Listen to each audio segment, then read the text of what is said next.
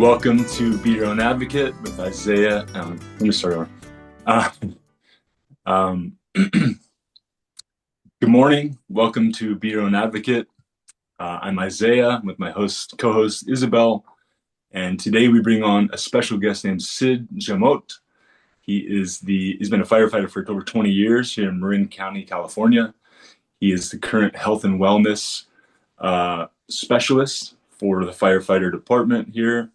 Holds a position of health and safety chair for the Marin Professional Firefighters Union, and he's a physical education instructor for Marin County Regional Fire Academy. He has had the opportunity to set up incoming firefighters for long and healthy careers and retirement. He's a certified International Association of Firefighters. Sid is a peer fitness trainer and a peer support team member. He lives with his wife, Kyla, here in Woodacre, just down the street from me, actually. We're really close. Our house is just a few houses away. And I wanted to bring Sid on because I think he's incredible. And I love the fact that he is able to be bringing health and wellness into the fire department, a first responder arena that really needs it. And I'm excited to share and explore this topic with you today, Sid. Welcome, Hi, Sid. Hi, Sid. Hi, Sid. Welcome to our show. Thank you. Thanks for having me. Isabel is just as excited as I am to have you today and discuss health and wellness in the fire department. As soon as I met you and we started talking, I was so intrigued and excited to share with you because I keep getting kind of the opposite. I feel like people aren't really acknowledging what's needed in health and wellness within the fire department. And you just stepped in. I'm like, dude, we have to talk. So I'm excited to have you on. Likewise. Well, first question for you today is, how did you come to be the health and wellness expert or specialist within the fire department? And just would you share a little bit about your journey? Yeah, for sure. It's been quite the journey. I mean, total at this point, I've been affiliated with my organization for 25 years. So I started when I was an explorer in high school. So at 17 years old, I found myself in this explorer program. You know, one of my best friends in high school was an explorer, and I was looking at going to the military. And he said, "Hey, why don't you come check this out?" I just stepped in and fell in love with the people there, and it was off to the races. But I think it started like a lot of us do in the wellness world. It started from birth almost. I was surrounded by an extremely, wellness oriented, fitness oriented environment, family. My cousins that live in the small town that I grew up in, one of them was a semi-pro goalie in soccer, and he raised me in the soccer world. My mom was a gymnast back in France when she was a kid. I just had so many, I guess, wellness and fitness mentors. My mom's brother was a bodybuilder in France, so he's the one who started me in the gym when I was 15. I just had this like plethora of mentors.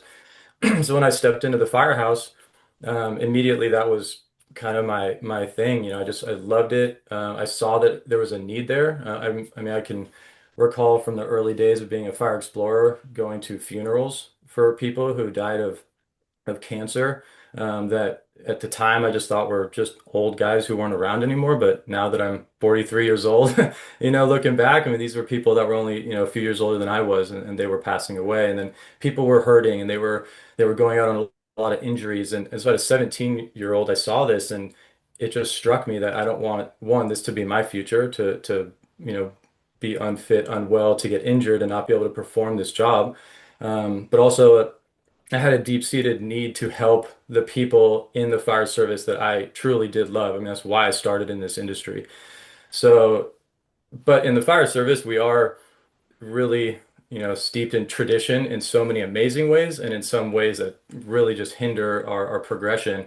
So it took a lot of years of just paying attention and learning the process and learning the system and asking to start a program. And starting it from scratch was pretty intimidating. I tried to look around the county and see how other people were doing it, but there weren't any other robust programs.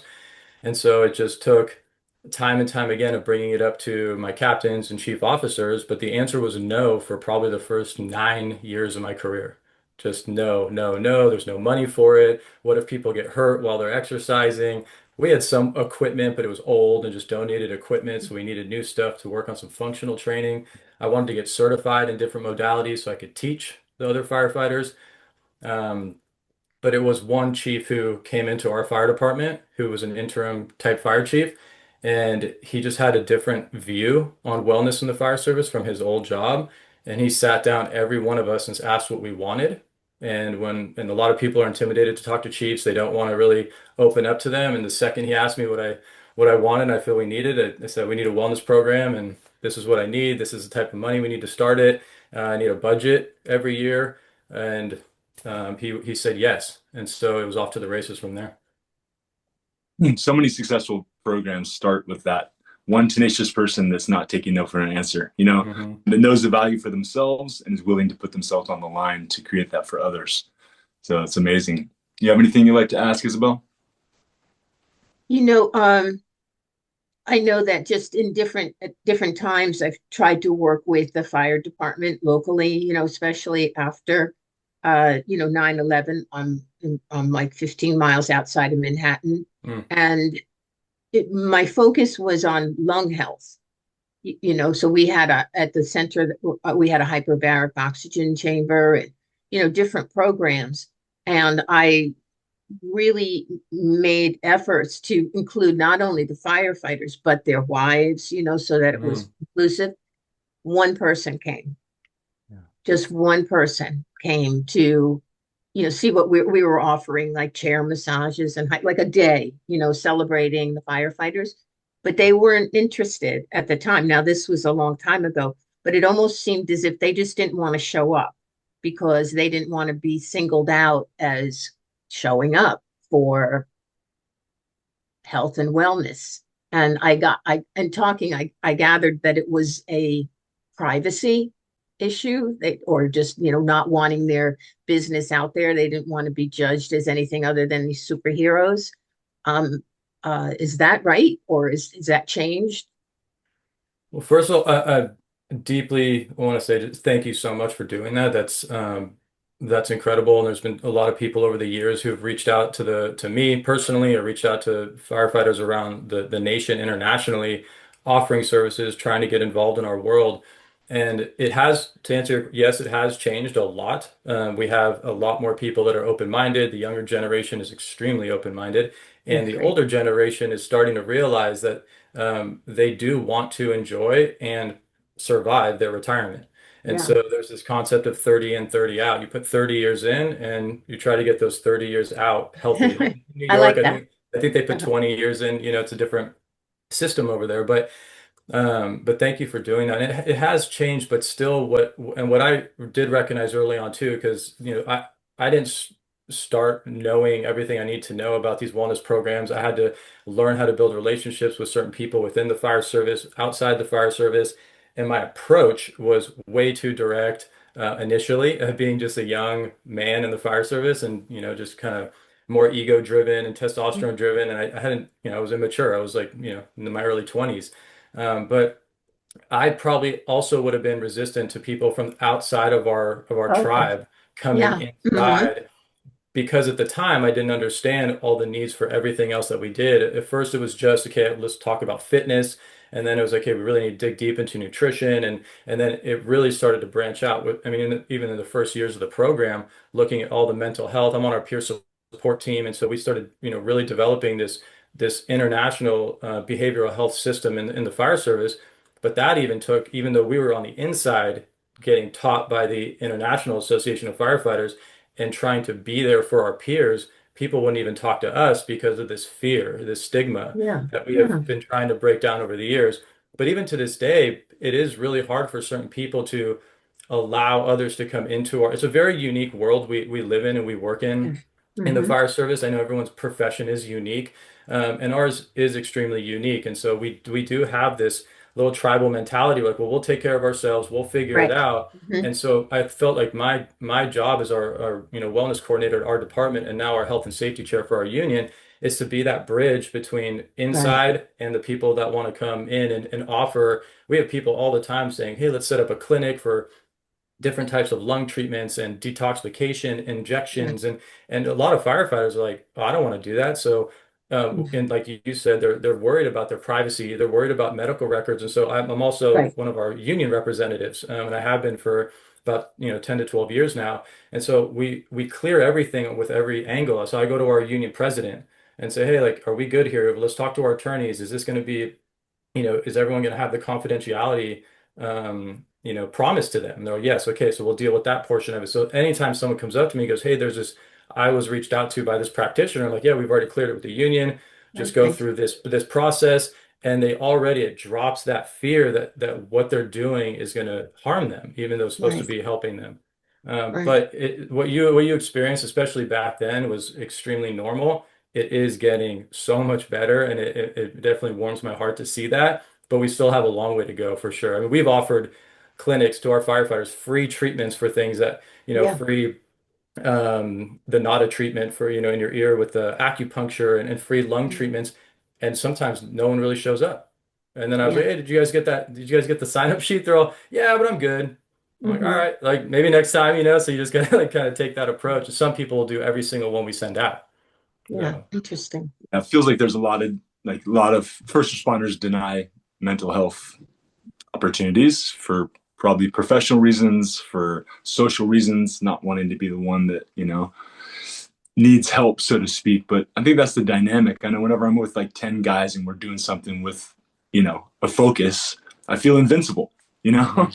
So there's an Mhm. aspect there. And then there's also machismo, there's also ego, there's also, yeah, you're superheroes, you're projected to be superheroes. So in a sense, it's like, why would I need to do some subtle treatment or some EMDR or some sort of, Yeah. why do I need to talk to anyone? I can just go do my superhero thing. But do you think that was it cancer? Was it like what do you think encouraged your chief or chiefs in general to start to embody? Is it part of like the cultural shift that's happening, or is it more them seeing people they know go through real health issues and die too soon, and then they start going, you know what, maybe we do need to implement something? I think it really depends on the fire chief, but they have a different perspective and they're looking at it through a much different lens. So when I was asking to start this program, all I cared about were the people around me and trying to make them healthier and help them navigate through their pain because everyone has some sort of pain, whether it's, an emotional pain they're going through, whether it's physical. And so my lens was, hey, let's just help them in any way, shape, or form. Well, the fire chief has this budget, right? They have a limited amount of funds that has to go to, excuse me, so many different realms in the fire service. So, and when I'm asking for a wellness program, it is expensive. When I'm asking for an annual budget, they have to get that approved through a board. And so they are looking at it from a cost perspective as well, not just is this going to help my employees? But with that, there's a cost savings to healthy employees. And Yeah. so, I mean, like it's as obvious as that sounds. And even when I brought that up initially, that we had at times we'll have 7 or 8 people that are out on a workers' comp injury. Well, those 7 or 8 people, the department isn't recouping all those funds. They're paying overtime to cover those costs. So the department is losing a tremendous amount of money over the years by people being sick or injured. It's a good way Um, to look at it. Yeah. and Hmm. that's one of the ways that a lot of the wellness coordinators start selling this, quote, selling it to the fire chiefs. Like this will save you money. I mean, we're working with a company right now that our fire chief signed on with. Our fire chief right now is a different one that helped me start the program, extremely health and wellness oriented. But he also sees the cost savings with it. So we signed on with a company that, claims to help us get our members back to work quicker by getting quicker services to them when they're on workers' comp injuries. Now, my perspective of it is like, well, we want to get them back to work healthier, not quicker. But if we can get them back to work healthier and quicker, everyone wins. So the chief is paying this, Great. pretty high cost for this company, and the goal is like when our people go out, they will have access to MRIs faster. They'll have access to better physicians. They won't have to go through too much of the workers' comp system. It's a very slow, very old type of system to get back to work. And so the Excellent. Chiefs do look at it from a financial perspective, and that's how it is really sold to them. Is like, hey, this of course this is for the benefit of the people, but you could save money in the long run.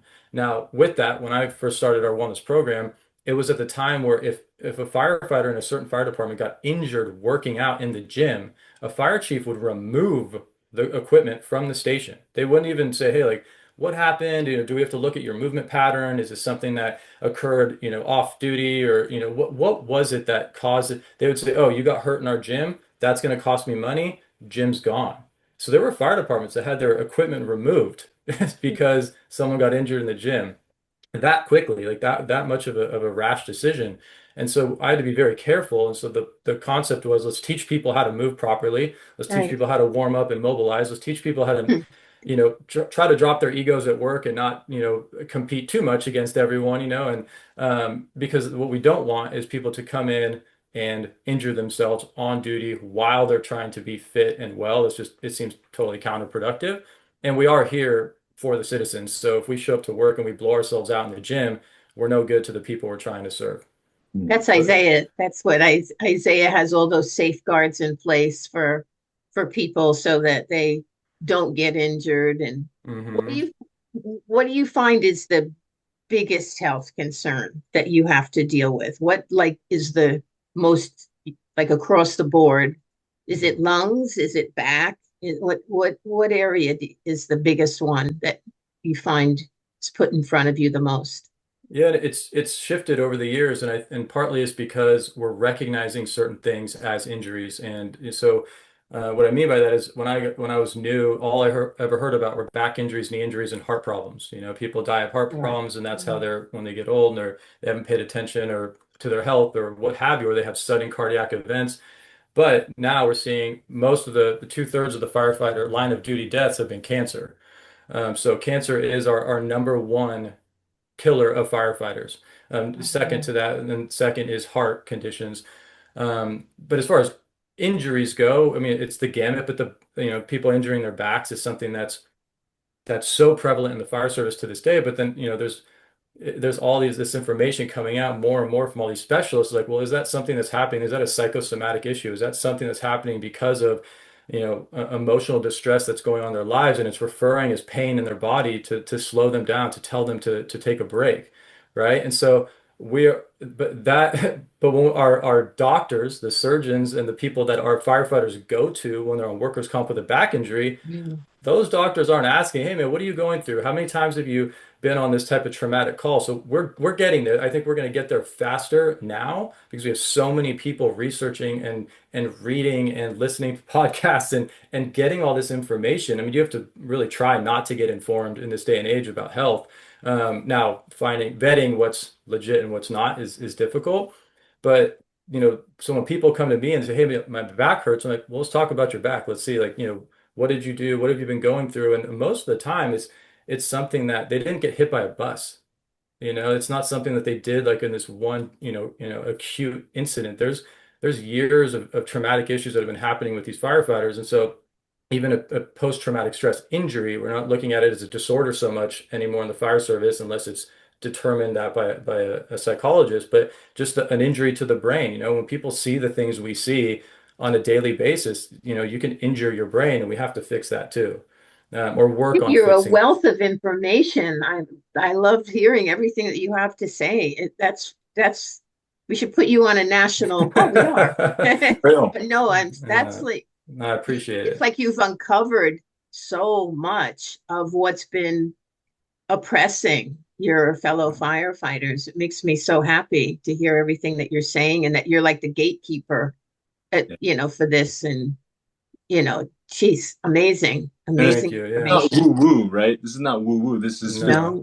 It right. used Hmm. to be. I gotta say, I I, still have guys looking at me. They're like, "What do you mean it might be in my head that something hurts?" I'm like, "Well, I'm not saying it's in your head like, in a dismissive manner. I'm saying, your brain controls your body, man. So let's Yeah, let's look at that right. first." But again, I'm not a psychologist. Obviously, I'm not in that realm. So all I can do is guide and help people get to those resources. So we have a really robust employee assistance program. We have resources for people. It's just sometimes they just don't know. They just don't know where to go. And so I will get called by our members as a peer support member, and they'll say, "Hey man, like I need help." And like when I get that phone call and I see the number pop up on my phone of someone that love dearly, work with, but don't talk to all the time, I'm like, oh, something may be up. And then when I hear them say, "Hey man, like I need help," it's like, all right, where are we going with this? And we can point Yeah. them in the right direction to go through our EAP program and start that process. And we've had numerous members need help, get help, and they're stronger than they've ever been. But it does take that first step. They have to, be willing to reach out, and they have to be willing to listen. And also they just, I guess I have to be open for them as well because I have to be approachable. That was something we've had to adjust over the years is everyone needs to be approached different ways and they need to be able to come to me in different ways.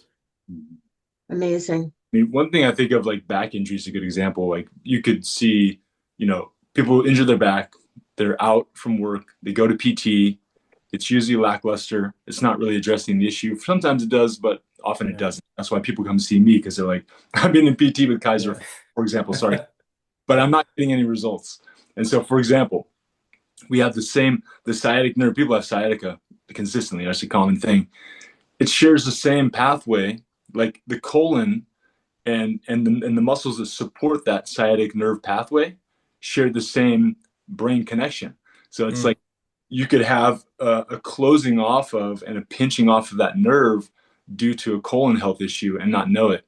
So it's like mm, we have to peel back a little deeper and start to look at like what's really associated with the back pain and start to try to hmm.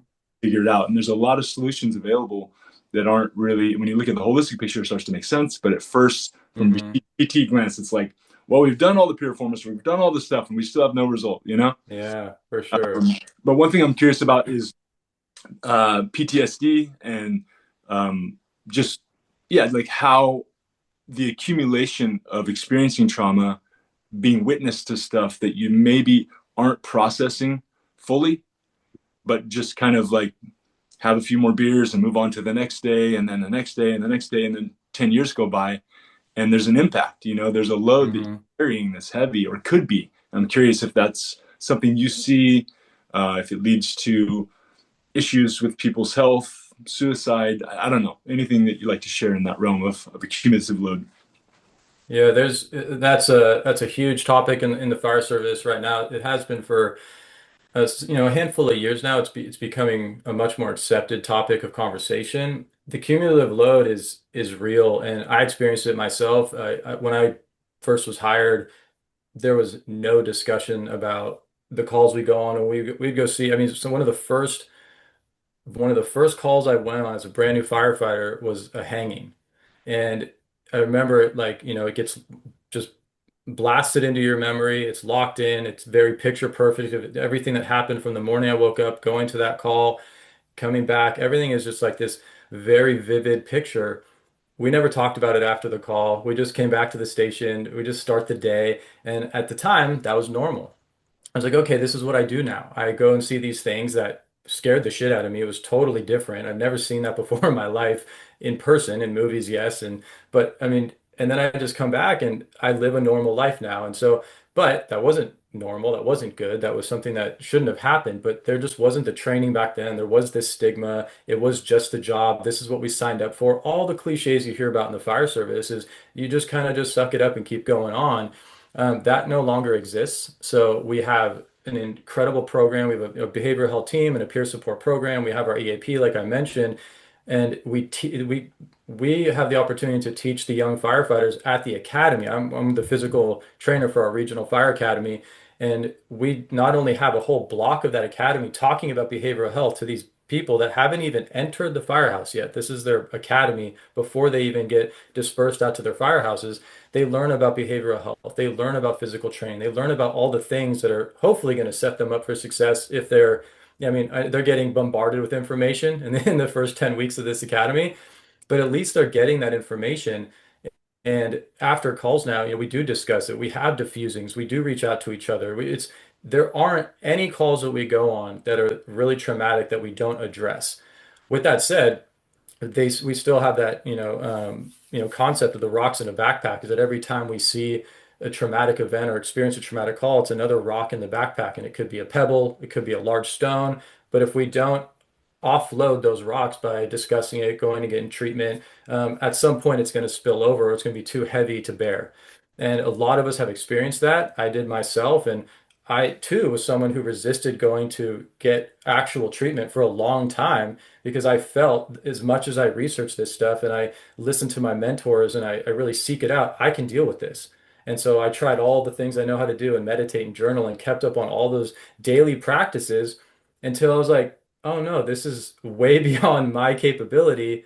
Now I got to seek out, and I went and tried EMDR for the first time, and it was a game changer. We lost our captain, oh, just, about a year and a half ago to cancer, and he was an extremely strong mentor of mine, and somebody who taught me so much in the fire service. He was a lawyer off duty, but also, a firefighter and a strong union member. And so I learned so much from him on how to navigate all the systems of the fire service.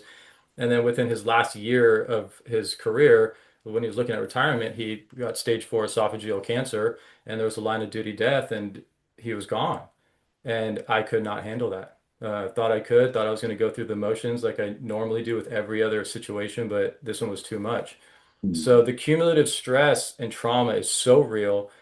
Most of us have experienced it or will experience it at some point, but at least now when these brand new firefighters go to a call, like we've had some very traumatic calls in the last couple of years, or some of these firefighters entered the fire department and saw that this captain passed away and went to his funeral with, 400 or 500 people at this funeral, and they were like, "Oh my God, this is real. Like this is the stuff I heard about, but this is what we see now."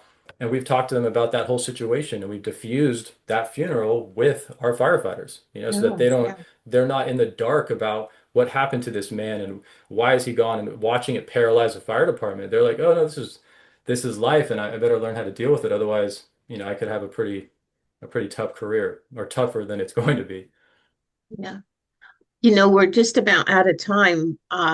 You are such a wealth of uh, such gratifying information, to know that I'm sure that, we're talking to you, but just the fact that this is going on because I love firefighters. I think they're so brave and caring to be of service, and when I think of, how their goodness can compromise their health, it's just like not right. And to hear everything that you were just saying today was, very made me really happy, to know that you're out there, and I'm sure there's others. Would Thank you. love to have you on again and go more in depth with, there's just so much that you've even touched on, but it's great. And I think that, I don't know if, there's probably fire departments that haven't embraced this way of being yet, but just hearing what you have to say is just very eye-opening, right, Isaiah? Definitely.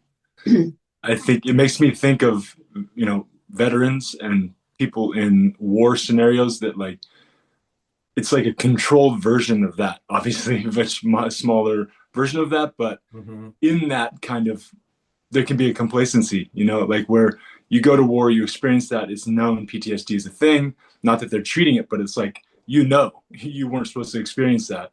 But as Hmm. a firefighter, I just kind of think of like how many times you're fighting fires versus these types of events, uh, Hmm.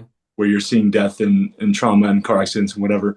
It's a really important thing to address. I'm stoked that you are bringing that awareness into your department and that Yeah. you're more. I think it should be on the national stage more and um, acknowledged because it is such a controlled environment in that way. It maybe goes swept under the rug a little bit. So I'm just stoked that you came on. I'm really happy to get to know Yeah. you now and get to explore this more with you on a personal level Yeah. and on a professional level. Yeah, Yeah. I appreciate that. Yeah, and I'm available anytime. This has been, like I said, it's been 10 to 12 years of this, and there's definitely a lot more to discuss. And Yeah. it is being, what the beautiful thing is, from the International Association of Firefighters, from they represent 350,000 full-time firefighters across the U.S. and Canada. And they're pushing the health and wellness, message down from that level. So that's something we didn't see, over a decade ago. And now, so it's being pushed down, but still, I travel the nation on behalf of our union, going to health and wellness conferences and meeting with other firefighters and chiefs and really trying to understand what's going on. And there is this, it is hard because you do meet people from all across middle America that when some of these things come up, it's still woo-woo. I mean, there's like, we Right. have our parentheses, we got California, and we got New York where a lot's going on. And there's Yeah. still this big chunk in the middle of our country that when we bring up some of the things we're doing in our wellness program, they're like, "Oh, we won't even that's like a non-starter. They're still trying to get, fitness equipment that they can use in their gyms and learn how to use it properly. So we are starting from different levels with different people. Thank God we're starting. Yeah. But it's still going to be a long way for certain organizations.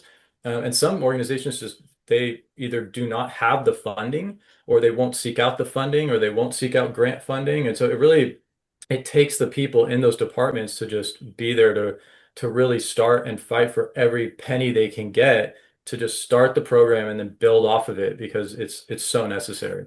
Well, fitness is a great. I'm glad that fitness is kind of it's the place where people can agree. They need to be, Mhm. they want to be strong, and Yeah. so much brain gets turned on in that process. So much Hmm. pain through fitness. So it's cool that you can always connect at least on that level. And then build. Maybe that creates some openness and some willingness to try something greater than that, even though more holistic from that. Exactly, yeah, and even on the fitness level, we all connect on. A lot of ex-athletes get into the fire service, but then there's the different types of fitness and different things that people are comfortable with. And so when I started in our program, it was trying not to be the overbearing person who like would preach the CrossFit mentality, because so many people saw that and they just got scared of it, or they didn't want to deal with it or whatever it was. But it was like almost had to talk about the different modalities of fitness without using the terms.